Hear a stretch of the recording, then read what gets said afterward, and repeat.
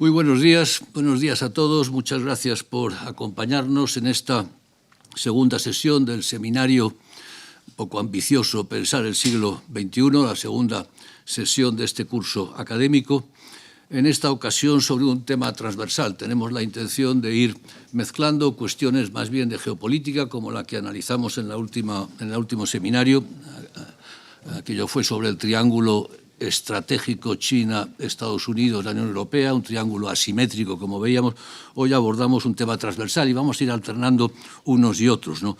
Y el tema, pues en un mundo globalizado, parece que la cuestión de la ética cosmopolita y de la política cosmopolita era casi inevitable, ¿no? El término cosmopolita, como sabemos, viene del griego, es una mezcla de cosmos, mundo, y polites, ciudadano. Alude a la pertenencia común de todos a una común ciudadanía, somos ciudadanos del mundo. En el fondo, la idea de que todos los seres humanos somos miembros o deben ser miembros de una sola comunidad. Esto, el primero que lo dijo, al parecer, no soy experto en estas cuestiones, ni mucho menos, fue Diógenes, cuando le preguntaron que de dónde venía y respondió: soy ciudadano del mundo, ¿no? Siempre me gusta recordar a Terencio cuando decía aquello de nada humano me es ajeno, pero no era verdad porque la mitad de la humanidad era ajena, la desconocía por completo.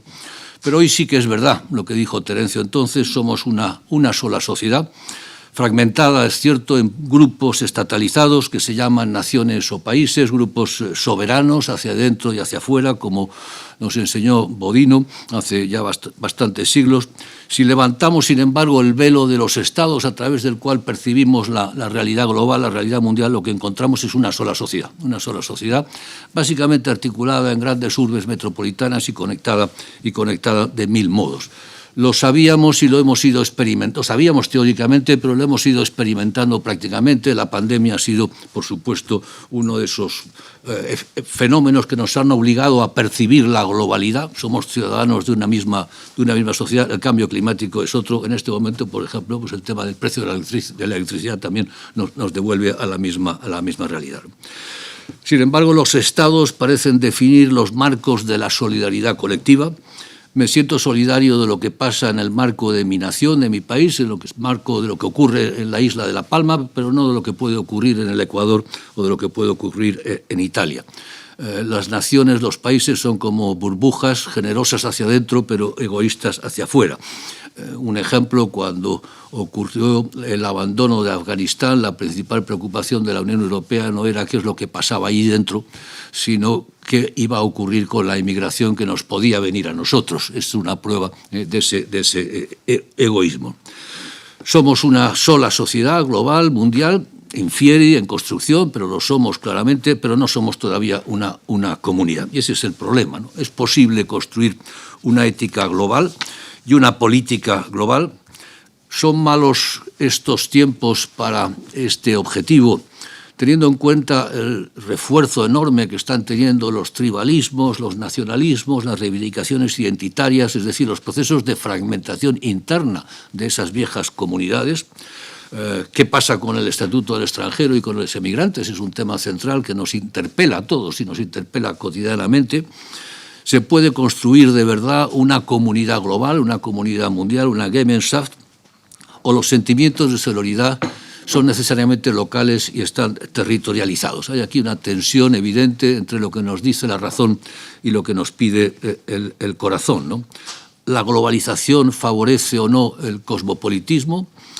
El actual orden geopolítico, con esta emergencia de grandes países y de tensiones nuevas, China, Estados Unidos, que hemos visto y que veremos más adelante, nos aleja de la posibilidad de una sociedad cosmopolita, de un orden global, de un Estado universal democrático. Yo escribí hace mucho tiempo un artículo que llevaba ese título, movido por un momento de optimismo francamente erróneo y equivocado.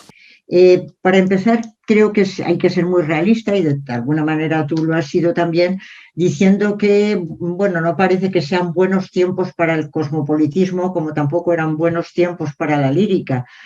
Da la sensación de que esta situación en que nos encontramos, de miedo generalizado frente a la pandemia, de incertidumbre ante una situación de globalización que crea pobreza, que crea desigualdad, pues nos deja en una situación bastante desfavorecida en relación con lo que sea el cosmopolitismo, y parece que es más recomendable ocuparse de los entornos cercanos, de los lugares cercanos, y dejar las grandes propuestas cosmopolitas. Por otra parte, como has comentado y es evidente, pues por una parte el orden geopolítico no ayuda mucho, porque después del llamado imperialismo norteamericano, pues lo que ha sucedido no es el multilateralismo que esperábamos muchos de nosotros, sino esa confrontación entre China y Estados Unidos que obliga a una especie de guerra fría.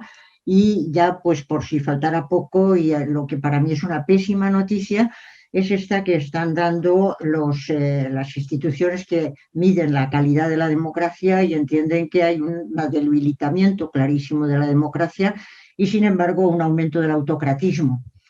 Creo que son malas noticias y que no dejan el cosmopolitismo en muy buena situación, sino que han llevado a que las gentes se reúnan en sus grupos pequeños, en sus entornos concretos, y que hayan prosperado el nacionalismo, el tribalismo, etcétera. Entonces, esta en principio es una situación que realistamente no es muy adecuada para el cosmopolitismo. Pero como hay que hablar de todas las realidades, pues está el otro lado, que es por lo menos igual de realista, que es el lado de que efectivamente, como tú has mencionado, el nuestro es un mundo global. No se puede hablar ya solo vivir en los pequeños entornos, esa es una visión miope, incluso desde el punto de vista epistemológico, sino que hay que mirar el mundo con una mirada global, sencillamente porque el mundo es global. Esto es así de realista. En ese sentido, creo que la pandemia nos ha enseñado, entre otras cosas, a que somos interdependientes, nos ha enseñado que somos interdependientes una vez más, interdependientes como personas e interdependientes como países. Y es verdad que la interdependencia es asimétrica, eso no cabe la menor duda, no todos dependen de otros en la misma medida, pero sí que hay una interdependencia que nos ha llevado a decir, por ejemplo, en el caso de las vacunas, pues tendría que vacunarse toda la humanidad, porque si no, no podremos inmunizarnos, tener la inmunidad de grupo, y entonces viene aquella afirmación de estamos todos en el mismo barco, tenemos que hacer todos un camino conjunto. Efectivamente, creo que estamos en el mismo barco y que la globalización, que es fundamentalmente económica y tecnológica, pues hay que responderle también desde un punto de vista global. Pero y ahí viene la diferencia. Efectivamente, yo creo con algunas gentes que la respuesta no tiene que ser global, en el sentido de tomar también medidas solo desde la economía y solo desde la tecnología, sino que tienen que ser medidas éticas, jurídicas y políticas.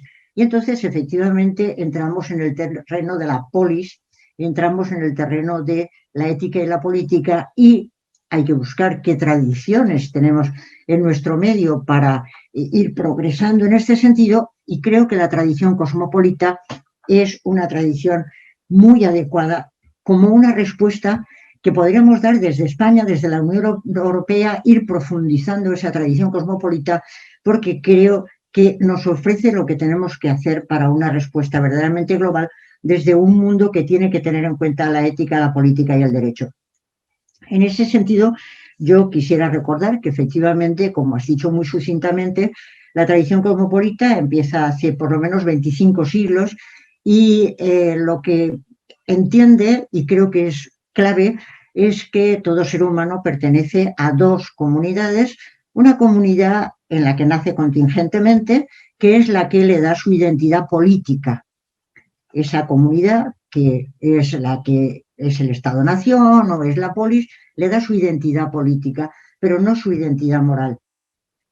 En ese sentido, esas comunidades se gestionan o se construyen desde la distinción entre los incluidos y los excluidos, los que sí que son ciudadanos y los que no lo son.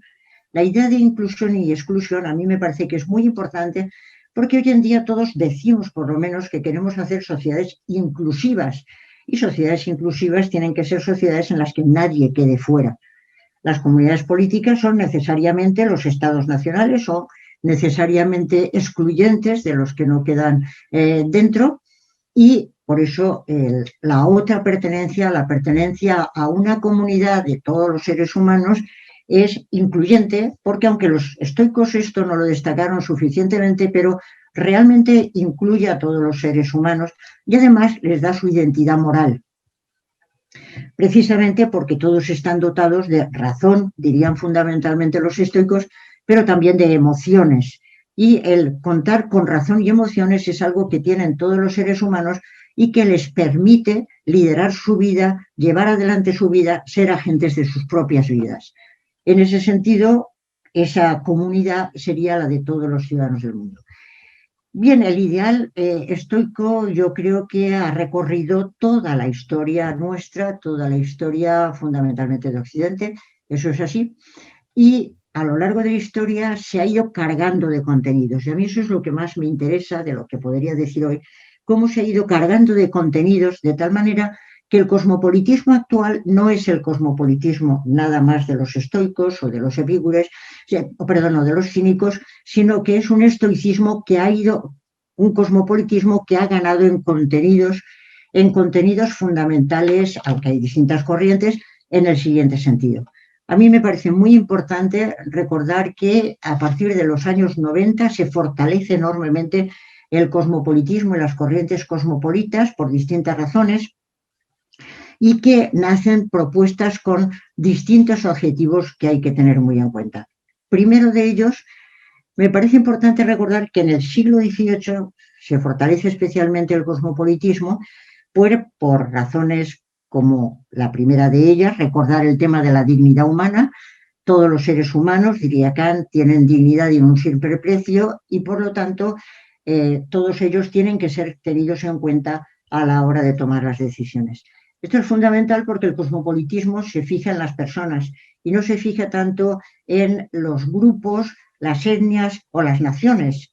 Se ocupa fundamentalmente de personas, precisamente porque lo que le interesa es defender a las personas donde quiera que estén, porque las personas tienen dignidad y no tienen un simple precio. Y además, el segundo lado fundamental es porque es la manera de acabar con la guerra.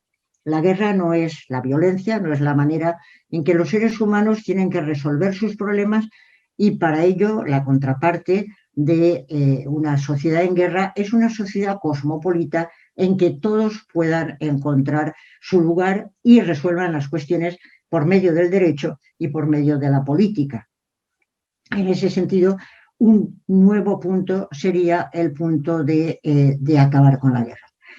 Pero no es solamente eso, sino que en los últimos tiempos hemos ido ganando contenidos y el cosmopolitismo ha sido criticado en muchas ocasiones pues por ser absolutamente desarraigado, por no preocuparse por los entornos concretos y sin embargo el cosmopolitismo actual está tomando en mucha medida una pretensión de arraigo.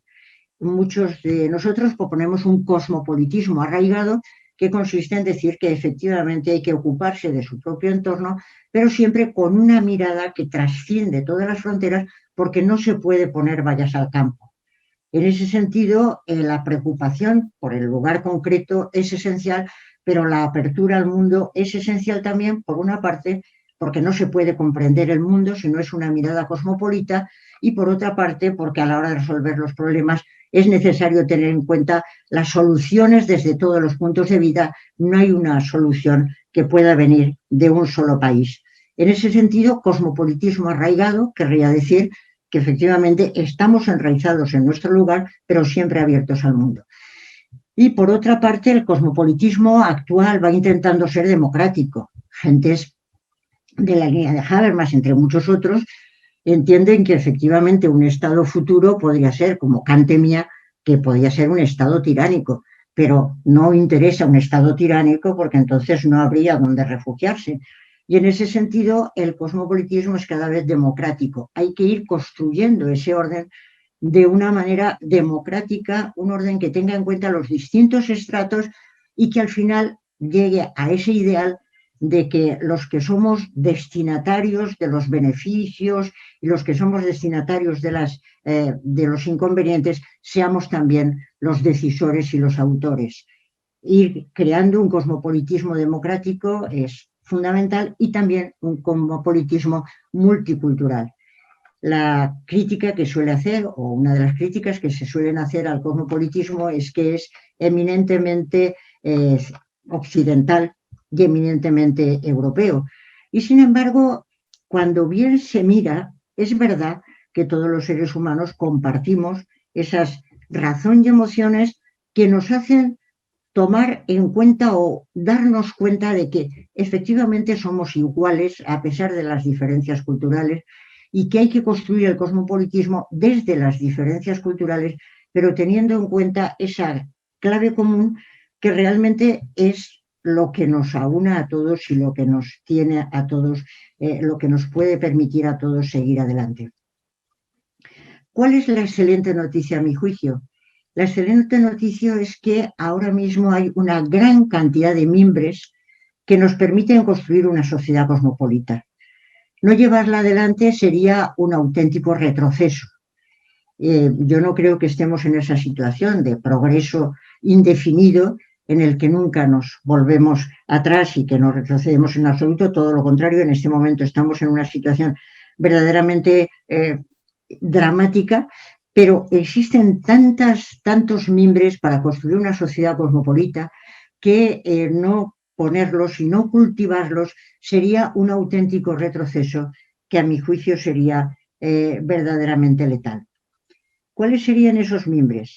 Pues para empezar, yo quisiera recordar que hemos hablado de que es necesario la inclusión de toda la sociedad y en este sentido esa apertura a lo que se llamaría la hospitalidad que Kant hace, si recordamos en la PAPP, en la metafísica de las costumbres, esa apertura a la hospitalidad como una de las claves de nuestras sociedades es fundamental y esto tenemos que ir trabajándolo porque si cerramos las fronteras a los que vienen de fuera, entonces no los estamos tratando como seres que tienen dignidad y no un simple precio. Pero existe la Declaración de Derechos Humanos que hay que seguir llevando adelante, existen los Objetivos del Desarrollo del Milenio que hay que intentar seguir llevando adelante, existen, como sabemos, esas constituciones que ya no son constituciones de los distintos estados, sino que son constituciones cosmopolitas que se van gestando en distintos sitios, pero que van siendo constituciones cosmopolitas, y esto es algo en que no podía haber soñado para nada el mundo ilustrado, en que se pudieran compartir soberanías, en que nuestro espacio público pudiera ser un espacio común, en que esas constituciones estuvieran caminando ya y se fuera construyendo esa sociedad paulatinamente. Existen esos mimbres, creo yo, y son la solución o la manera o el camino para ir desde el arraigo en el lugar concreto, desde la apertura para entender el mundo en el que vivimos y desde esa idea de las distintas culturas. Y hay una cosa que me parece a mí siempre muy importante, es que creo que el diálogo intercultural no hay que hacerlo tanto entre las cumbres como entre los valles. Cuando se habla desde las cumbres, desde las gentes que ostentan el poder, tienen mucho interés en que haya diferencias para poder seguir manteniendo su poder y, sin embargo, cuando las gentes en la vida cotidiana se van encontrando día a día, pueden ir encontrando esa semejanza que existe entre ellos como seres dotados de razón y de corazón. Por eso creo que la gran proyecto o la gran propuesta que tenía que potenciar la Unión Europea, España y Iberoamérica junto a Estados Unidos sería la propuesta cosmopolita, pero sabiendo que desde China y desde los demás lugares tienen el mismo corazón y la misma razón que nosotros y que cualquiera podría ser interlocutor válido. Pues muchas gracias. Yo voy a hacer una exposición sobre el cosmopolitismo basado en el concepto de dignidad que no se opone en nada a lo que Adela ha dicho. Es más, va a haber algunas coincidencias que voy a tratar de señalar, pero que representa una aproximación ligeramente distinta sobre el concepto de dignidad como fundamento del cosmopolitismo. En la época premoderna, la dignidad era casi imposible. Es cierto que hay alusiones en la filosofía helenística. Luego, en la historia del concepto de dignidad tenemos que saltar a Cicerón, que son fragmentos realmente poco elocuentes. Luego, algunos textos eclesiásticos del siglo XIII. Y finalmente Pico de la Mirandola, que en realidad es ya una dignidad que presupone la dignidad moderna y deja a su espalda la dignidad premoderna. La antigua es una dignidad que fue compatible con una bochornosa diferencia de dignidades sociales, que muchas veces tenía un fundamento trascendente, y sobre todo la antigüedad está basada en la cosmovisión. Por tanto, la dignidad reside sobre todo en el todo, no en los individuos. Alguna vez he dicho de una manera un poco provocadora aquello de que la muerte es un concepto moderno, porque antes de la modernidad la gente, por supuesto, moría, pero eran accidentes que ocurrían sin menoscabar ni un poquito lo que verdaderamente existía, que era el cosmos. De ahí que se haya desarrollado en la Edad Media una teoría que ahora nos deja tan desconcertados, que es la teoría de los trascendentales del ser. El ser es uno, bueno, verdadero y bello, y eso contradice la experiencia que todos los días tenemos de las cosas que tocamos y que vemos. No, la explicación es que en realidad ellos no estaban hablando de las cosas individuales, estaban hablando del cosmos. Se muere un individuo, se produce una injusticia, se muere un niño o se produce una devastación, peor para ellos, pero el mundo sigue siendo majestuoso, sigue siendo bello, sigue siendo verdadero. Es decir, que como luego diría Kant en la introducción de filosofía del derecho, la verdad está en el todo. Y claro, eso tiene consecuencias también en la dignidad. Si cogemos, por ejemplo, la política de Aristóteles, en el comienzo de la política de Aristóteles dice claramente que el ciudadano es parte de un todo que le trasciende. El todo que le trasciende es la polis. Por tanto, la virtud ciudadana consiste en subordinar el interés general subordinar el interés particular del ciudadano en el altar del interés general, que es de la polis, que luego se fundamentaría toda la gran tradición republicana de la virtud republicana. Claro, todo eso choca bastante con el concepto de dignidad individual, que sin embargo aflora con fuerza durante la modernidad. En la modernidad ocurre lo siguiente: una parte de la totalidad, que es el hombre o la mujer, se desgaja de esa totalidad y se constituye en nueva totalidad, que es la subjetividad moderna. Y ahí ve que está dotada de una excelencia absolutamente extraordinaria, que es una dignidad infinita, incondicional, que no se pliega a ninguna instancia superior, y sin embargo esa dignidad, esa flor exquisita, última y definitiva evolución de la vida, que es la vida humana consciente, está sin embargo abocada a la indignidad del sepulcro, de la muerte. En consecuencia, nace el sentimiento de la mayor excelencia que existe, pero también el sentimiento más trágico de la existencia que existe. Y en ese acorde discordante es en el que vive la subjetividad moderna. Claro, entonces es cuando surge el concepto de dignidad moderna, que, fijaos, contradice de una manera sustancial a Aristóteles, porque Aristóteles dice al principio de la política: el interés particular debe ceder al interés general. Y el concepto de dignidad moderna eso no lo contradice, pero sí que añade algo. Dice: el interés particular cede al interés general, pero el interés general cede ante la dignidad individual. Esto es nuevo. De tal manera que frente a la corriente comunitarista que tanta importancia ha tenido en la modernidad, que representa una forma de colectivismo, la virtud consiste en el sacrificio del interés particular por la patria, por la república o por lo que sea, empiezan a hacer algo que la antigüedad desconocía, que luego se ha llamado el principio liberal, que es la idea que yo trato de argumentar en mi último libro, el de la dignidad, de que los hombres y las mujeres estamos dotados de una excelencia que yo ahí defino como aquello que estorba. La dignidad es esa excelencia que estorba. La dignidad es lo que resiste. Y por supuesto resiste a las causas malas. Resiste a la tiranía, al despotismo. Pero ojo, es que resiste también a las causas buenas. Porque la dignidad es aquella excelencia residente en el individuo que se resiste incluso al interés general, incluso al bien común, incluso a la justicia social. No podremos invocar como bueno un progreso que tenga como precio el aplastamiento o el atropello de la dignidad individual. Por eso, frente a Aristóteles, no frente, porque junto al principio mayoritario que está en el colectivismo de la República, y que, como sabemos, hay un libro muy famoso sobre la tiranía de la mayoría, sobre el problema de la voluntad general, es que la voluntad general, si quiere, podría acordar decisiones contrarias a la dignidad individual. Y todos lo sabemos, que hasta los nazis ganaron unas elecciones. Pero lo que ya no se puede ignorar después del alumbramiento de la dignidad individual es que las mayorías lo pueden todo. No, lo pueden todo menos atropellar la dignidad individual. ¿Consecuencias de esto? Pues que todos somos igualados por la misma cualidad. Somos seres mortales que, en cuanto conscientes y arrojados al tiempo, tenemos una excelencia y una tragedia al mismo tiempo. Cuando tomamos plena conciencia de nuestra tragedia, dignidad de origen, indignidad de destino, y nuestra excelencia, es entonces cuando todos los atributos en los que antes se fundaban la pluralidad de dignidades se convierten en accidentes de lo esencial. Lo esencial es que todos poseemos esa excelencia y esa tragedia. Pero en cambio, los atributos en el que antes se fundaban dignidades, como puedan ser, pues qué sé yo, la cuna, de dónde ha nacido uno, el sexo, si es varón o mujer, la educación, el linaje, incluso la virtud, la democracia, olvidemos, no es el gobierno de los mejores. La democracia es el gobierno en el que tiene en cuenta la dignidad de todos los hombres y mujeres, cualquiera que sea ilustración, cualquiera que sea su cuna, cualquiera que sea su inteligencia, cualquiera que sean sus méritos.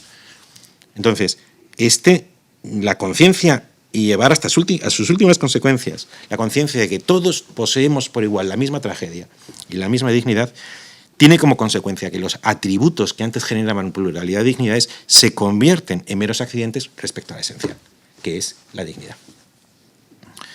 Y esto funda lo que Adela llamaba el nuevo cosmopolitismo. Y ha hecho que durante el siglo XX, fundamentalmente durante el siglo XX, se hayan promovido revoluciones que estaban pendientes.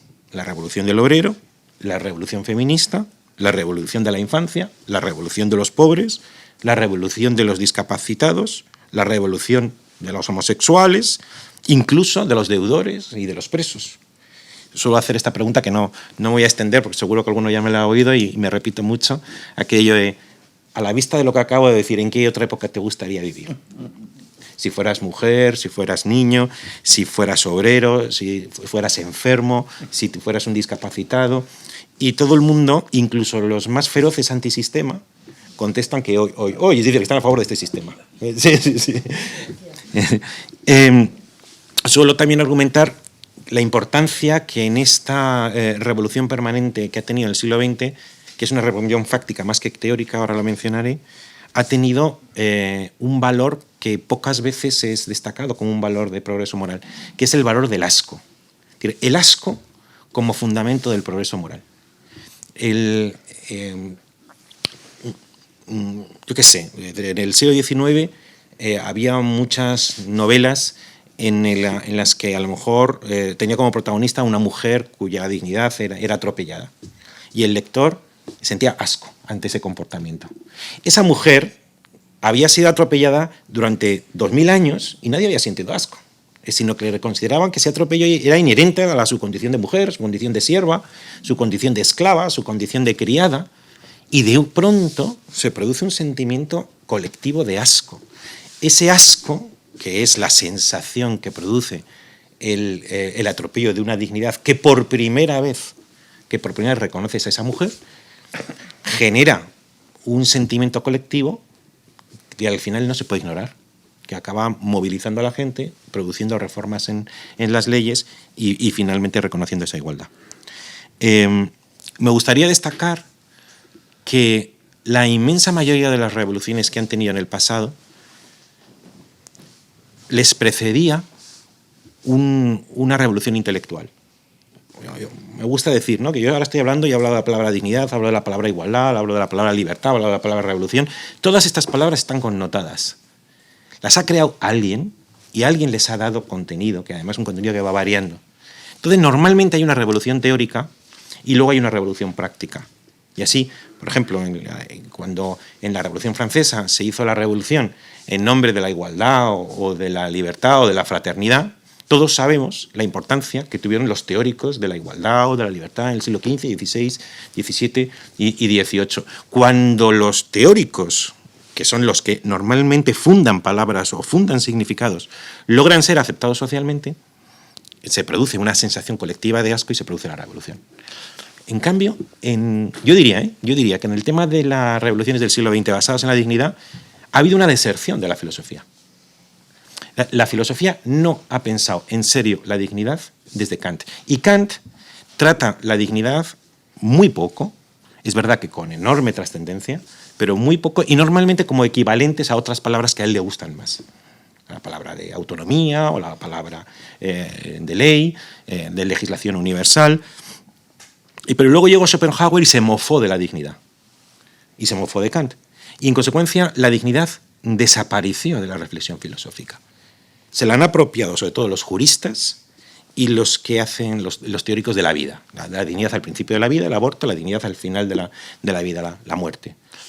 Y en el ámbito jurídico, fundamentos de los derechos humanos. Yo he oído a ver decenas y decenas de libros, algunos de ellos que tienen el título La dignidad, entras y o no dicen nada de la dignidad, o dicen lo de siempre de la dignidad, que es que te citen a Cicerón, a Pico de la Mirándola, a Kant y poco más, y a veces cartas pastorales.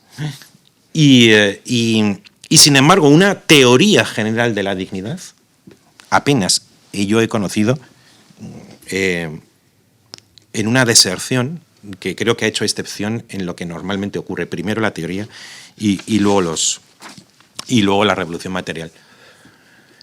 Adela ha citado también los extranjeros. Fijaos, yo me gusta insistir en el aspecto también de progreso moral que ha tenido esto. Y es que cuando se produjo la gran crisis económica y las grandes migraciones de gente que huía de la guerra o ya del hambre o de la muerte, en Occidente se produjo un enorme debate sobre los extranjeros porque la legislación de los países de la Unión Europea muchas veces no estaban acorde a lo que ellos sentían que era conforme a la dignidad que esos extranjeros tenían. Era restrictiva respecto a ellos. Y es verdad, hay mucho que hacer por eso. Pero no se pone el acento, a mi juicio, suficientemente en que es la primera vez en la historia de la humanidad que nos escandalizamos por la situación de los extranjeros. Es como cuando en el siglo XIX nos escandalizábamos y sentíamos asco por el atropello de las mujeres, nunca habíamos sentido asco por la situación de los extranjeros. Por una razón muy sencilla, porque no le atribuíamos la misma dignidad al extranjero que al nacional. Ahora, que como consecuencia de la revolución de la dignidad igualitaria ha decaído como si fuera un telón que caía los accidentes en los que se fundaban diferentes dignidades y solamente existe una, que es la dignidad humana, el extranjero se considera, nazca de donde nazca, exactamente de la misma condición. Se le ve que no se le trata de la misma condición y nos escandalizamos. Hacemos bien en escandalizarnos. No olvidemos que el hecho de escandalizarlos ocurre por primera vez en la historia universal. Cuando Sócrates le dijeron, tomas la cicuta, te doy como alternativa que te vayas de Atenas. Dijo, yo de Atenas no me voy, porque soy un paria. Prefería morir, porque entonces no formar parte del cosmos pequeño en el que existías era lo mismo que ser un apátrida y una persona sin dignidad ninguna, a cambio de tal manera que hay latente un sentimiento de que todo hombre o mujer, por hecho de serlo, posee exactamente la misma dignidad que tú. En mi opinión, hay una onda imparable de cosmopolitismo. Yo no hablo de los vaivenes, si me permitís la jactancia, o sea, no hablo de los vaivenes de los últimos 10 años, 20 años, 30 años, 60 años. Yo hablo de una onda muy larga. Si me preguntáis, ¿cómo va a ser el mundo cómo es el mundo hoy comparado a 100 años? Más cosmopolita. ¿Cómo será el mundo dentro de 100 años? ¿Cuál es mi pronóstico? Va a ser mucho más cosmopolita que ahora. Por supuesto, pues oye, entre tanto ha habido 2 guerras mundiales, ha habido todo tipo de crisis, por supuesto, rodeos, caídas a los infiernos, retrocesos, reacciones, por supuesto. Mi pronóstico, ¿ley del progreso necesario? Ninguna. Mi pronóstico, va a haber un mayor cosmopolitismo. ¿Basado en qué? Solamente existe una raza, la raza humana. Solamente existe un principio, la dignidad. Asistimos a un proceso de globalización y mundialización, y lo diré, yo un día lo escribí en un artículo que se titulaba Me declaro culpable. ¿De qué me declaro culpable? De que opino enérgicamente que la mundialización del mundo es, en buena parte, y me alegro, occidentalización del mundo. ¿Por qué? Bueno, una vez Max Weber en su introducción a los ensayos de filosofía de la religión, de la sociología de la religión, enumeró en un pasaje clásico cuáles habían sido las grandes contribuciones de Occidente, y ponía la ojiva, el funcionario, la empresa. Pero si nos ponemos a concluir, a extraer una lista completa, la universidad, el Estado de Derecho, el mercado, los derechos humanos, la democracia, la dignidad, es que la lista es interminable. ¿Qué preferís? ¿Una globalización basada en China? ¿Una globalización basada en África? Ha ocurrido una cosa, y es que cuando Europa quiso colonizar el mundo por las armas, lo que produjo es el contrasentido de la descolonización, es decir, un sentimiento contrario a la colonización. Lo que está ocurriendo ahora es una colonización. Ahora que se ha producido un cierto declive de Europa como agente económico, sin embargo, se está produciendo una conquista del globo entero por vía de la ideología, que nos están comprando no por las armas, sino por la evidencia de lo excelente. Es que yo quiero eso. Y es que yo quiero la dignidad, es que yo quiero el mercado, yo quiero la empresa, yo quiero la universidad, yo quiero la ciencia y la tecnología, yo quiero los derechos humanos, yo quiero la Constitución. Y se está produciendo, con las trabas que todos conocemos, una mundialización que afortunadamente, a mi juicio, es una occidentalización, un cosmopolitismo que no es de leyes. Es que a mí, además, yo lo argumenté todo lo extensamente que pude en ejemplaridad pública, lo que me interesa no son las leyes, son las costumbres. Decía Joaquín Costa, a mi juicio, con un enorme fundamento, que la ley es solo una promesa de costumbre. ¿Para qué sirve una ley si no se cumple? ¿Para qué sirve una ley si no transforma una sociedad? Y en ocasiones, durante siglos, las sociedades vivían por costumbres sin apenas ley. Entonces, la globalización de las leyes llegará, las que tenga que llegar, pero antes están llegando poco a poco una globalización de las costumbres. Y ha mencionado Adela a la paz. Voy a intentar terminar en 2 minutos. Sí, porque veo que me estoy... Pero vamos, en 2 minutos termino. Ha mencionado la paz. La paz es uno de los grandes descubrimientos de Occidente. La virtud en Occidente estaba asociado al vir, al que triunfaba en la batalla. Dice Max Weber que el gran proceso de legitimación del político era la victoria en la batalla. El triunfador. Había paz después de la devastación, que es la paz augustea, por ejemplo. Y claro, cuando se producía, violaban a mi hija, y en el ámbito privado, a nadie se le negaba el derecho a tomarse la venganza privada. Y de pronto se inventa una cosa que es el Estado de Derecho, y es que violan a mi hija y presento una instancia en una ventanilla. Renuncio a la venganza privada y a la pulsión de la violencia, confiando en que un individuo que no conozco, que es un juez, aplicando una ley que yo no he hecho, le dé justicia al asunto y yo tenga que inhibir mi violencia. Y tras los 2 descensos en el infierno que han sido la guerra civil, las guerras mundiales, se ha aprobado el principio de que a partir de las guerras mundiales, por primera vez en la historia, en Occidente, la virtud no está asociada a la virilidad probada en la batalla, sino a la paz. Hoy día incluso utilizamos la palabra violencia con todo tipo de connotaciones negativas. Violencia simbólica, violencia doméstica. La violencia es negativa. Y hoy, en Occidente, hemos descubierto algo extraordinario a través del Estado de Derecho, que es la consolidación de la paz, que es la entronización de la paz. Y termino, la pandemia. La pandemia.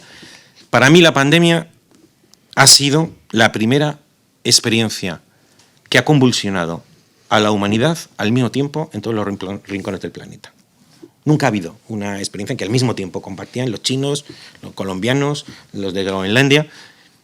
Y claro, esto va a producir un aprendizaje. Entonces, vosotros habéis oído, yo también, muchas declaraciones de gente más o menos cínica que dice: aprendizaje, la humanidad volverá siempre a lo de siempre.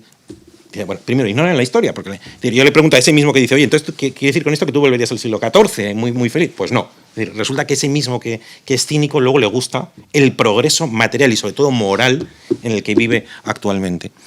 Se producirá un aprendizaje, a mi juicio, sentimental, como es propio de las experiencias trascendentales. Cuando se muere tu padre, cuando tienes un hijo, cuando tienes una relación amorosa, cuando te superas una enfermedad, se produce un aprendizaje sentimental. No es un aprendizaje que uno luego pueda poner en un catecismo o en la nevera, ¿no? Y dice, pues mira, a partir de la pandemia, no, se produce, volveremos a la normalidad, dicen, y es verdad, volveremos a la normalidad, pero quienes hemos cambiado somos nosotros.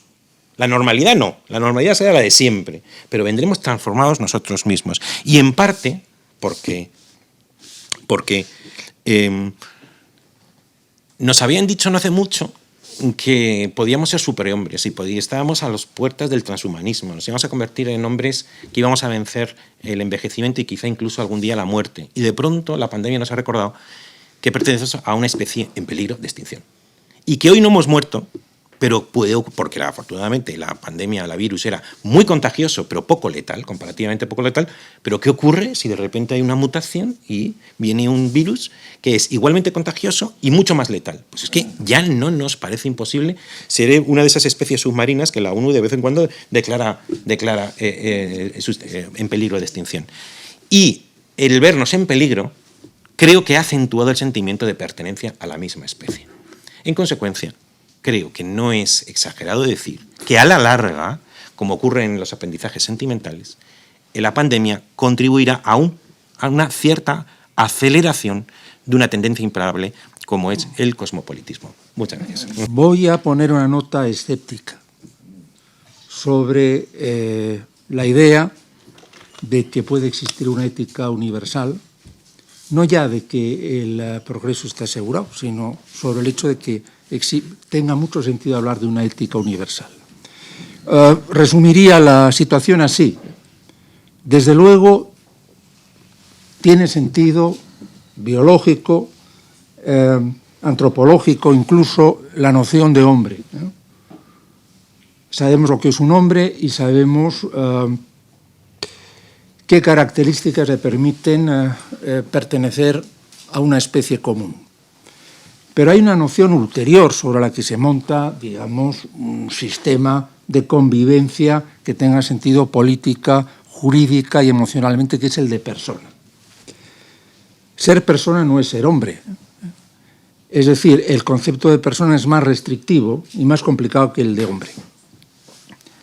Por ir a un ejemplo clásico, que es la Declaración de Derechos del Hombre y del Ciudadano, que se entronizó en agosto de 1789 en la Asamblea Nacional Francesa.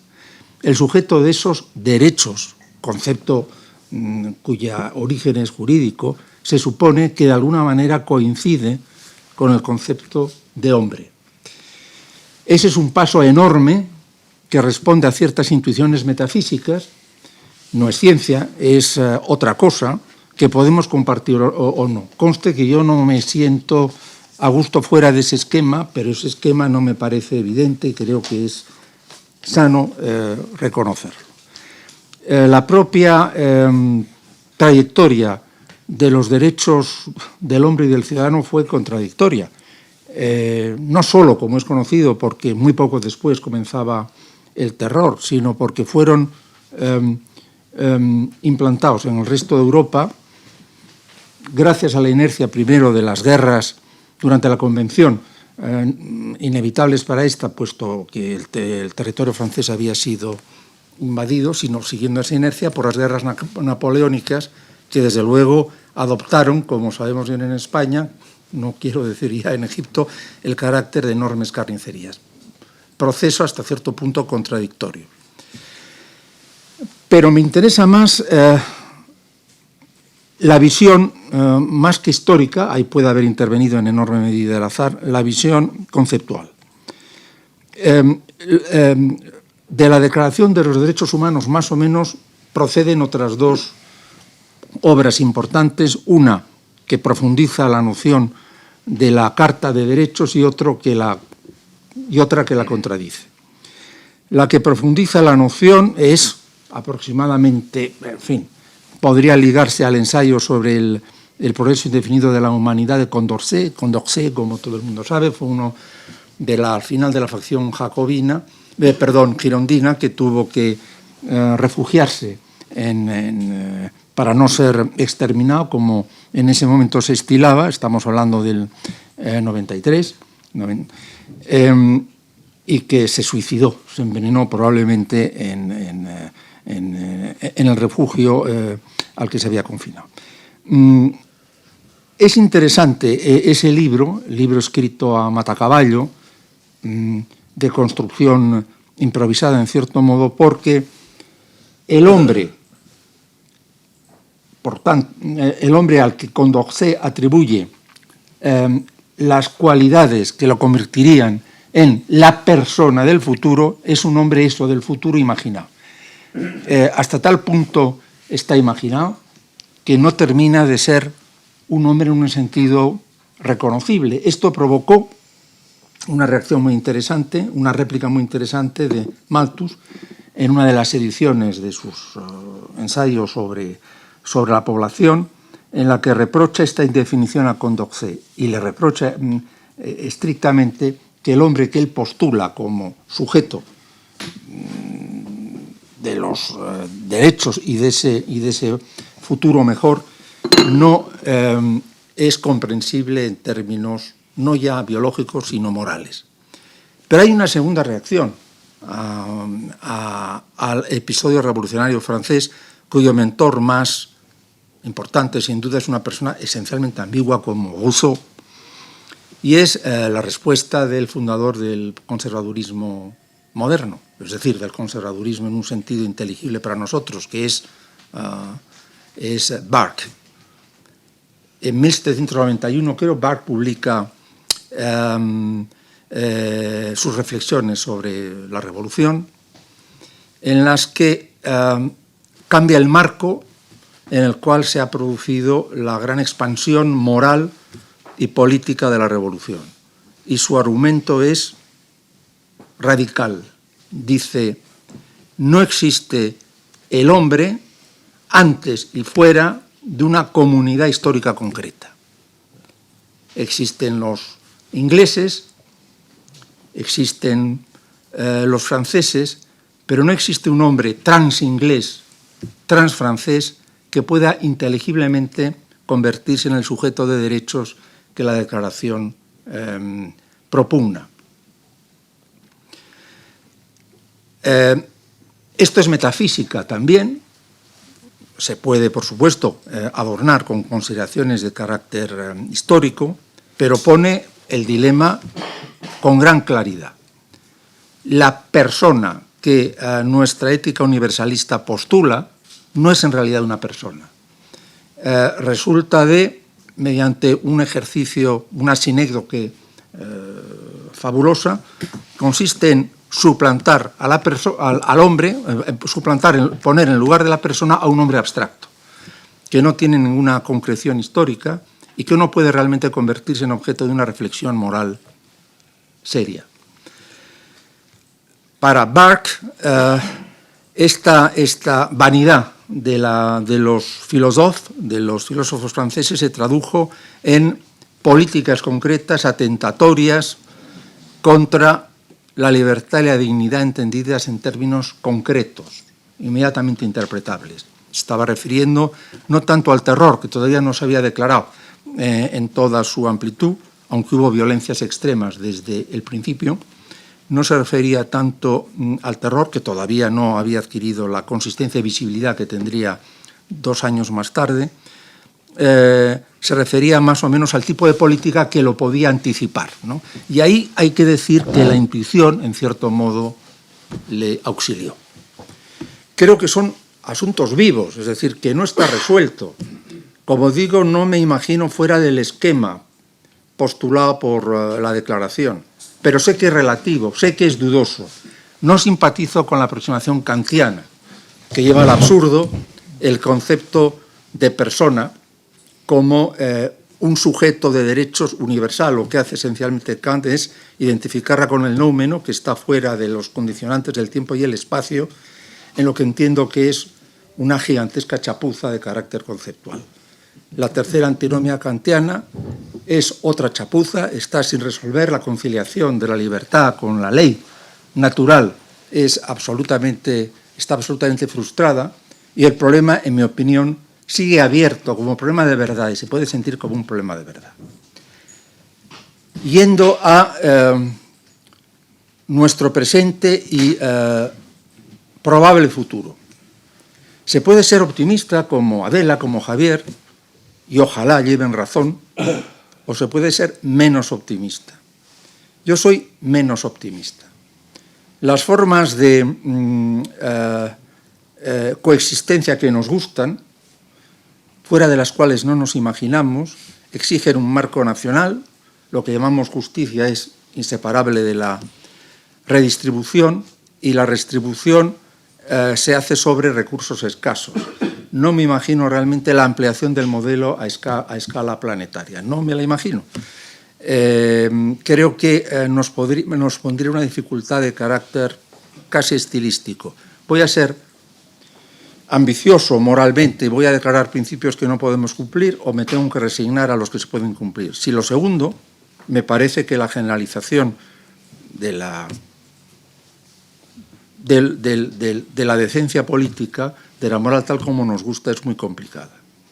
A esto, y voy a acabar pronto, a esto añado un malestar personal que es quizá el que más me inquieta por más personal. No observo una evolución civilizatoria convincente.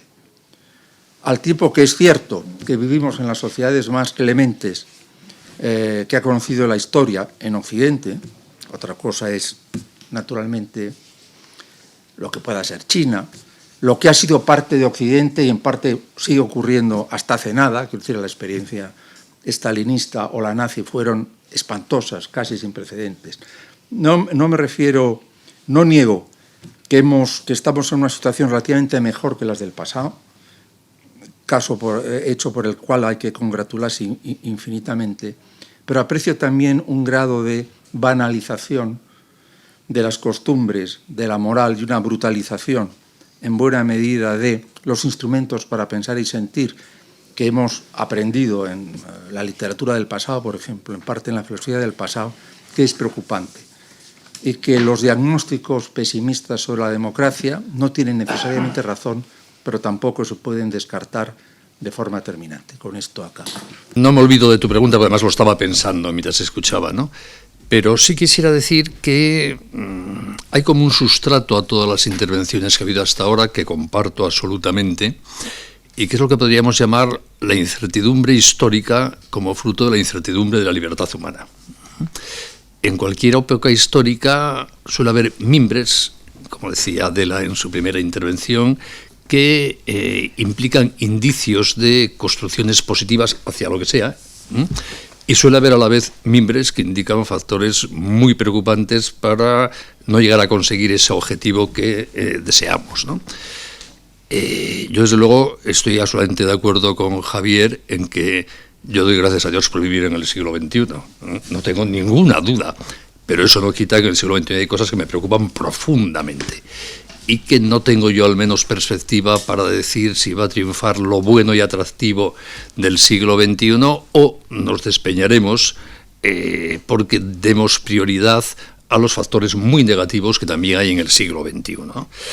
Por lo tanto, mi primera conclusión es para sentirse muy satisfecho que todos estemos hablando en clave de que el cosmopolitismo es algo que merece la pena, que es algo que nos atrae, que nos regocijemos de que la historia haya avanzado en clave cada vez más cosmopolita y comprometida con el respeto a la persona, pero a la vez hay muchos factores de incertidumbre, de dudas. En concreto, en estos momentos, el factor de incertidumbre para que sigamos avanzando en clave cosmopolita, que me parece deseable, para mí es que estamos perdiendo, me da la sensación, las claves intelectuales que precisamente en Occidente, que ha sido, como decía también Javier, el gran motor histórico del cosmopolitismo, hasta donde hemos llegado con él, se están perdiendo. Occidente fue en su momento, y creo que la influencia, junto con el pensamiento helenístico, los estoicos, Cicerón, del cristianismo profundamente. Y ahí entra la Escuela de Salamanca, que fue un ejemplo de cómo afrontar un problema nuevo. Descubrimos un nuevo continente con unos nuevos especímenes que parecen humanos. Hay que decir si son humanos, ¿no? Me parece una actitud absolutamente positiva y científica, porque si son humanos habrá que tratarlos como humanos con todas sus consecuencias, que fue la decisión oficial de los monarcas españoles, empezando por Isabel la Católica. Luego está la conducta práctica de cada uno allí y aquí, ¿no? Pero ojalá siempre afrontásemos así el problema. A mí siempre me ha dado mucha pena leer la última sentencia del Tribunal Supremo norteamericano justo antes de la Guerra Civil, en que argumenta profusamente, y estamos hablando de gente ilustrada, en el país que está construyendo la democracia, donde se ha aprobado la primera Constitución que legaliza los conceptos vinculados a la dignidad humana, a la libertad, etc., y donde se argumenta durante folios y folios por qué los negros no son seres humanos. Es decir, la capacidad que tenemos los humanos de ser absurdos, de negarnos a la evidencia de las cosas como la común naturaleza de todos los seres humanos es inmensa. En una época se llamará esclavitud, en otra discriminación de la mujer, en otra tortura, en otra falta de respeto a la vida, por ejemplo, de los no nacidos, en mi opinión, en esta época, y Dios sabe en el futuro cómo se puede llamar. Es decir, no está construido el futuro y la actitud que dimana del pensamiento humanista occidental con sus claves griegas, romanas y cristianas, me parece que es la actitud constructiva para seguir haciendo cosmopolitismo pasito a pasito a lo largo de la historia. Pero por lo menos esta Europa que fue el agente activo del cosmopolitismo con todas sus luces y sombras construido hasta ahora, me genera cada vez más dudas. La última construcción occidental, formal y jurídica, de esta mentalidad cosmopolita, es decir, de reconocer la común naturaleza humana y establecer las obligaciones éticas y jurídicas para respetar a todo ser humano, fue la Declaración Universal de los Derechos Humanos del año 48. Y por desgracia cada vez está menos vigente. Está menos vigente, para empezar, porque las interpretaciones de la misma que se han hecho en las distintas culturas empiezan a dejar bastante que desear. En segundo lugar, porque uno de los grandes factores económicos y políticos de nuestro mundo, que es China, no tiene nuestra cultura occidental de los derechos humanos. Y en tercer lugar, porque en el propio mundo que llamamos occidental, centrémonos en Europa y Estados Unidos, cada vez interpretamos de modo más arbitrario y voluntarista qué son los derechos humanos. Estamos acostumbrándonos a nuevas intromisiones en la libertad. Esta es una de las consecuencias negativas de la pandemia, que también ha traído muchas consecuencias positivas. Estamos acostumbrándonos a unos intervencionismos estatales. También la pandemia en esto ha traído consecuencias negativas que nos hubiesen escandalizado no hace mucho. En el mundo de la red en general, de las redes, se respetan muy poco los derechos humanos, el derecho al nombre, a la verdad, a la dignidad de las personas, etc. En las nuevas fronteras de la biotecnología y de la bioética están poniendo en solfa el concepto de derecho, el concepto de la dignidad humana, de que el ser humano no puede ser utilizado para otras cosas, al menos en sus primeras fases de existencia. Es decir, que ya los derechos humanos no son un sustento firme para sostener una ética universalista que sustente el cosmopolitismo, sino que nuestra cuestión de los derechos humanos cada vez es más endeble y discutible.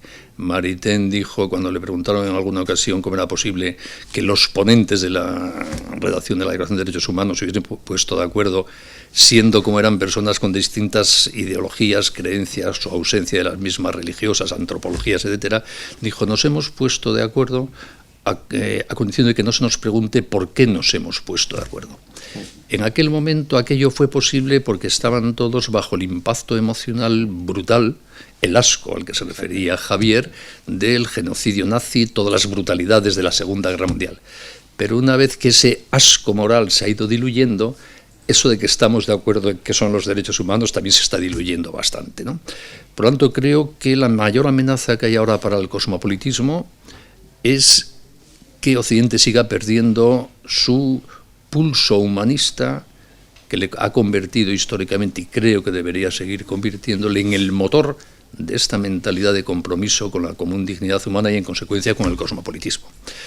Por otra parte, el cosmopolitismo absoluto probablemente no lo consigamos nunca, no lo sé, no soy profeta, ¿no? Yo veo que en nuestro mundo crece claramente unas tendencias universalistas, lo que llamamos globalización, pero solo en el terreno económico y financiero. Y eso me parece positivo y preocupante, como suele pasar con casi todos los fenómenos humanos. Positivo porque el mundo va convirtiéndose en una unidad. Preocupante porque la economía puede ser muy egoísta y poco respetuosa con la dignidad humana. Y por lo tanto, el que sea el factor de globalización más potente hoy día me alegra y me preocupa a la vez si no es acompañado por otros factores como esta conciencia colectiva y fundada razonablemente de que todos los seres humanos compartimos una misma naturaleza y una misma dignidad. Luego, por otra parte, creo que en el pensamiento actual la razón está perdiendo mucha fuerza y está siendo, en el razonamiento jurídico, filosófico y también en la política real, la razón está perdiendo cuotas de presencia y está siendo sustituido por la voluntad, por el voluntarismo del poder. Tanto Javier como Álvaro han citado, de una manera o de otra, ese carácter bifronte y contradictorio del pensamiento de Rousseau, que está un poco en el sustrato de las modernas condiciones de la democracia. Tiene el componente de exaltación de la libertad, de la autonomía de la persona y el peligro de la voluntad general convertida en un poder sin límites capaz de definir qué es el ser humano, qué no lo es, qué es bueno y qué es malo. Creo que están apareciendo, y los populismos en general, sean de derechas o de izquierdas, son una cierta expresión de esto. La parte mala de la mentalidad rousseauiana, de esta voluntad que se convierte en el último criterio. Yo decido lo que yo soy, lo que es bueno o malo, y por lo mismo los poderes públicos deciden quiénes somos de la comunidad y qué es bueno o malo con ellos, ¿no? Es verdad que el siglo XX ha avanzado profundamente en esas revoluciones a las que se refería Javier, la de la mujer, la de los homosexuales, la de los esclavos, la del pobre, la del extranjero, etcétera. Pero son también avances endebles hasta cierto punto, en la medida en que no ha calado de verdad en la conciencia colectiva el fundamento de esos avances. Por ejemplo, el extranjero. Nos conmovemos cuando vemos la foto de un niño procedente de Siria muerto en una playa del Mediterráneo. Y toda Europa se conmueve, pero esa conmoción dura 4 días. Nos conmovemos por los muertos del terremoto de Haití, dura 4 días. Pagamos a Turquía para que no nos envíe, no deje pasar a Europa a los procedentes del conflicto sirio. Y como ya hemos pagado y no salen en la televisión, nos olvidamos absolutamente. ¿Qué se está haciendo con nuestro dinero, con los refugiados exiliados del conflicto sirio allá? ¿Qué se hace con las personas que devolvemos a Marruecos a través de la valla, no les dejamos pasar desde acá? Y yo creo que los estados son importantes, que las fronteras tienen una razón de ser y que hay que defenderlas, pero no pueden ser un muro moral para evitar el asco. Todo lo que está después o más allá de la frontera no lo miramos, por lo tanto ya no nos conmueve ni nos influye, ¿no? Por lo tanto, coincido con este carácter que de alguna manera ha estado presente en todas las intervenciones, de que los datos de la realidad son bifrontes y contradictorios en parte. Hay aspectos claramente positivos y generadores de esperanza, a la vez hay aspectos claramente generadores de una razonable preocupación, y en todo caso el futuro está por construir, lo construimos además nosotros. Y los europeos seguimos teniendo en este momento, por la herencia cultural que hemos recibido, creo que una especial responsabilidad de no abdicar de esta misión, o por lo menos esta realidad que la historia nos ha dado, de ser los motores de los pasos más relevantes que hasta ahora se han dado en clave cosmopolita para poder seguir siendo constructores. Y para eso, y concluyo, Javier, y vuelvo a los pensadores de la Escuela de Salamanca, creo que no debemos olvidar nuestras raíces. La única tradición cultural donde hemos descubierto el concepto de dignidad humana, aunque no sepamos muy bien lo que es, como dice Javier, donde hemos descubierto la radical igualdad entre el hombre y la mujer, aunque luego no seamos congruentes con ello, donde nos hemos enamorado colectivamente de la libertad y de la forma de defenderla, que es el Estado de Derecho. La única tradición cultural donde hemos sometido a criterios éticos los últimos poderes del Estado, como la tortura, la pena de muerte o el hacer la guerra, es Occidente. Por lo tanto, en la tradición cultural de Occidente, y creo que esto no es etnocentrismo europeo, hay cosas muy buenas que tienen que ver con la tradición cristiana, con la herencia de la confianza griega en la razón, con el sentido romano de lo justo natural, de que justicia es dar a cada uno lo suyo y que hay un suyo de cada cual, que por lo tanto nos obliga a respetarlo y es lo que nos hace buenos. Son valores muy positivos, universalizables, aunque muchas veces no se entiendan, y que creo que Europa debe seguir reafirmándose en ellos y a la vez poniéndolos al servicio de la construcción de una sociedad universal más justa. Pero hay también muchas incertidumbres y muchas dudas en el futuro.